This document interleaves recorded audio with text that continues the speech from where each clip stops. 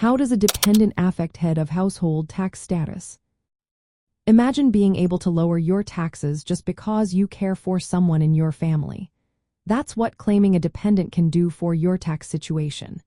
If you are supporting a family member, it might help you qualify for the head of household status. But how exactly does a dependent influence this? Let's break it down so you can see how family ties can work in your favor when it comes to taxes. First, to qualify as head of household, you need to be married or considered married at the end of the year. You also must pay more than half of the household expenses for a main home.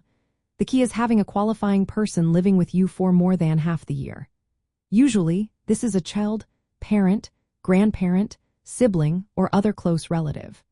The person must meet specific rules set by the IRS to be considered a qualifying dependent. For children, the IRS says they must be under age 19 or under age 24 if they are students. They also cannot provide more than half of their own support. For relatives like parents or grandparents, they don't have to live with you all year, but you must pay more than half of their main home's costs. This means paying for rent, utilities, food, and other essentials.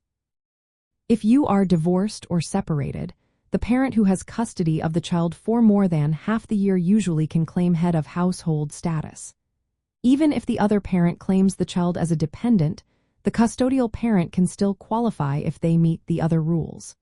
This can be a big help for immigrant families, as it often results in lower taxes and bigger refunds.